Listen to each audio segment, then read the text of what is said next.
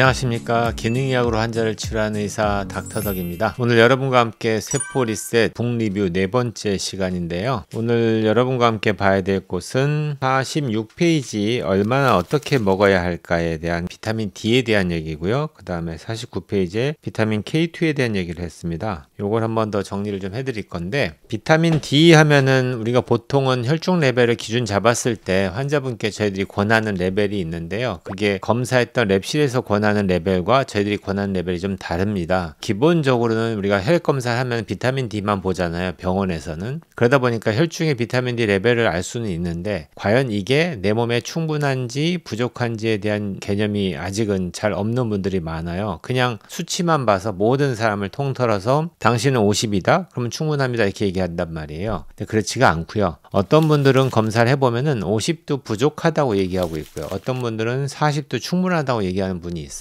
그렇다 보니까 질병별로 강의할 때는 자가면역 질환 환자들한테는 혈중 레벨을 100 이상 올립니다, 이런 얘기를 제가 꽤 많이 했거든요, 과거 강의 때. 그런 의미가 좀 포함은 되는데요. 자가면역 환자들의 혈액 검사를 해보면은 대부분, 많은 부분이죠, 혈중 레벨이 8, 90이 올라가더라도 몸에서는 부족하다고 시그널을 보내는 경우가 제법 많습니다. 그러면 이제 이걸 어떻게 판단하느냐, 예를 들어서 갑상선 호르몬을 예를 들자면은, 갑상선 호르몬이 갑상선에서 분비를 할 때 얘가 부족한지 많은지를 분별하기 위해서 뇌하수체에서는 갑상선을 자극하는 갑상선 자극 호르몬이 나옵니다. 얘가 하는 일은 내 몸에 갑상선 호르몬이 부족하다고 생각하면 얘가 분비를 해서 너 더 만들어야 돼 라고 얘기하는 거죠. 그렇다는 얘기는 TSH라고 하는 갑상선 자극 호르몬이 올라간다는 얘기고요. 얘가 떨어진다는 얘기는 너 지금 몸에 갑상선 호르몬이 많으니까 그만 만들어도 돼 라고 얘기하는 거죠. 이것과 비슷한 역할을 하는 호르몬이 따로 있는데, 비타민 D 혈중 레벨이 부족한 경우에는 너 비타민 D를 더 많이 필요로 해 라고 얘기하는 검사 결과가 PTH라고 하는 파라사이로이드 호르몬, 부갑상선 호르몬이 이제 얘가 올라갑니다. 우리가 커트라인을 잡을 때 연구를 해보니까 랩실에서는 로우 노멀과 어퍼 노멀을 되게 넓게 잡아놨기 때문에 이거는 판독이 안 되고요. 연구를 해보니까 대략적으로 한 24 정도 레벨을 커트라인을 잡아요. 그래서 여러분들이 검사를 했을 때 판독하는 방법은 혈중의 부갑상선 호르몬 레벨이 24를 기준 잡아서 이거보다 높다는 얘기는 내 몸속에 비타민 D가 부족하다고 느낀다, 이렇게 이해하시고, 24보다 낮을 경우에는 내 몸에 비타민 D가 충분하다, 이렇게 느낀다라고 이해하시면 이제 다 정리가 되는 겁니다. 그래서 저 같은 경우는 환자가 오면은 비타민 D 레벨만 보는 게 아니고 부갑상선 호르몬 레벨까지 같이 봅니다. 두 가지를 보면서 그 사람이 비타민 D가 충분한지 부족한지를 판독하는 거죠. 그러니까 그렇게 이해하시면 어느 정도 비타민 D는 정리가 되고요. 그래서 제가 암 환자도 보다 보니까 유방암 환자가 왔는데 혈중 레벨을 검사해 보니까 한 30밖에 안 나오더라, 40 정도도 안 나오더라, 이렇게 되면은 이분이 암을 예방하기 위해서 비타민 D 레벨이 필요한데요. 특히 모든 암에 대한 연구를 해보면은 비타민 C보다 비타민 D에 대한 거의 모든 결과가 혈중 레벨이 올라갈수록 암이 예방되는 효과가 나타나는 걸 볼 수 있습니다. 그러니까 암에 관련된 여러 가지 비타민의 효과에 대한 연구를 해보면은, 우리가 비타민 C가 암 환자들한테 많이 쓰다 보니까 거의 다 모든 논문이 좋을 것 같지만 투여하는 용량에 따라서의 변동이 좀 있다 보니까 그 환자가 충분한 양을 투여했을 경우에는 분명한 효과가 있을 건데, 그거보다 미흡한 양을 투여하면서 그 효과를 연구하다 보니까 별 의미가 없네 라는 연구 논문도 제법 많거든요. 근데 이제 우리를 그걸 좀 편하게 표현할 때 포지티브 논문이냐 네거티브 논문이냐 이렇게 우리가 표현하거든요. 그 얘기는 뭐냐, 포지티브라는 게 양성이니까 어떤 연구 결과가 의미가 있게 나오는 논문을 얘기하고요, 네거티브는 의미가 없다라고 이제 우리가 보통 편하게 표현을 하는데, 비타민 D만큼은 암을 예방하는 효과에 대해서는 네거티브 논문이 거의 찾기 어려울 정도로 실제적으로 혈중 레벨이 60, 70 이상 올라갈수록 그 이하 20, 30 있던 다른 환자군에 비해서 암을 예방하는 효과가 탁월하게 높다라는 거는 이미 다 입증이 됐습니다. 그렇기 때문에 자기가 암에 걸릴 걸 걱정하는 분이나 또는 실제 암에 걸렸던 분이 자기 혈중 레벨이 뭐 50도 안 되고 40도 안 된다, 이게 저는 넌센스인 거죠. 잘 모르니까 그렇게 관리하지, 실제 이 연구 데이터를 다 보시고 공부하신 분이라면은 내가 만약에 암에 걸렸다면 나는 기를 쓰고 혈중 레벨을 60, 70 이상 유지하려고 노력할 겁니다. 근데 이거는 이제 대략적인 얘기고요. 제가 아까 얘기했던 아무리 암 환자나 자가면역 질환 환자라고 할지라도 무조건 올리는 게 아니라 내 몸에 충분하다고 느끼는 레벨까지 올리는 개념으로 저는 환자들한테 보통 설명드리는 편입니다. 그래서 요번에 공부했던 일단 얼마나 어떻게 먹어야 할까라고 얘기하는 거고요. 만약에 비타민 D 내성이 있는 환자가 있다. 제가 보는 환자 중에 예를 들자면 혈중 레벨을 100 이상 올려도요. pTH가 30 이하로 떨어지지 않는 환자들도 제법 많아요. 이러면 무한정 올릴 수가 없잖아요. 그럴 경우에는 이제 활성형 비타민 D를 따로 주는 경우가 있습니다. 그거는 이제 환자분이 판단할 방법은 없고요. 병원에서 검진을 했던 의사 선생님이 판단해서 기본형인 저장형 비타민 D도 주지만 거기에다가 활성형 비타민 D를 같이 준다. 이렇게 이해하시면 비타민 D는 정리가 끝날 것 같습니다. 그 다음에 49페이지에 골다공증 예방을 위한 올바른 영양제 섭취에 대한 제 글인데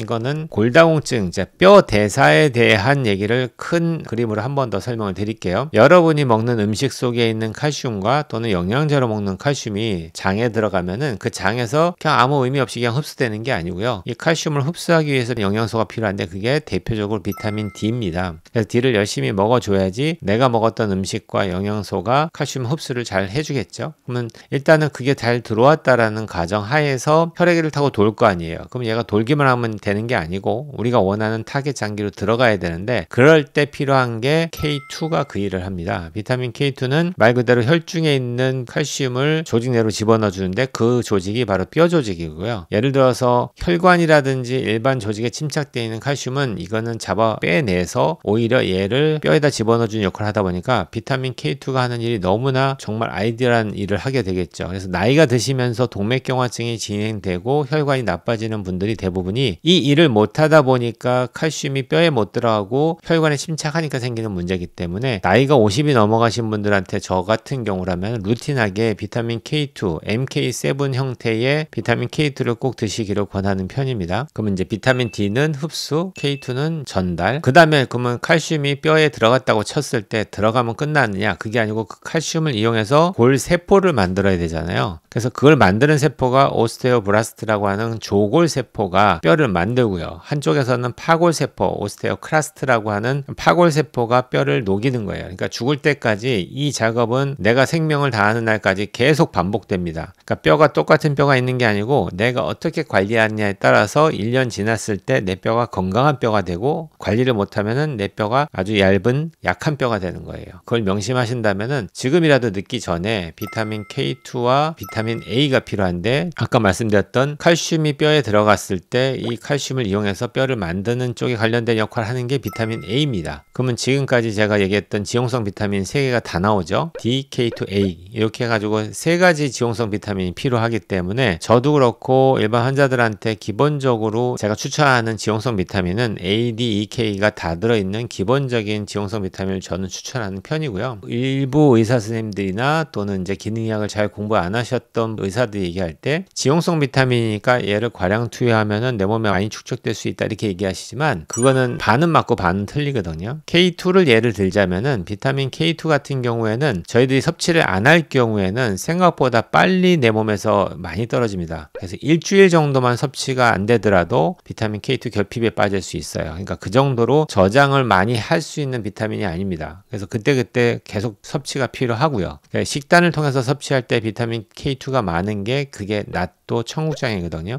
그래서 요거는 잘 끓여서 일주일에 한두 번씩 드시면은 결핍까지는 안 빠지겠죠. 근데 어떤 분이 왔는데 혈액 속에 칼슘이 많이 침착되는 동맥경화증이 심하다. 이럴 때는 얘를 빼내야 되는 역할을 한다면은 저 같으면은 이제 매일매일 용량을 어느 정도 정해서 꾸준하게 드시는 걸 권하게 됩니다. 그러면 골다공증도 예방되고 동맥경화증도 예방이 되겠죠. 그렇게 이해하시면 일단 뼈 대사에 대한 거는 어느 정도 이제 정리가 되실 것 같습니다. 그래서 오늘은 네 번째 시간인 비타민 D와 K2 지용성 비타민에 대한 얘기를 말씀드렸고요. 오늘 네 번째 시간 여기서 마치겠습니다. 온 국민이 건강해지는 그날까지 닥터덕은 여러분과 함께합니다.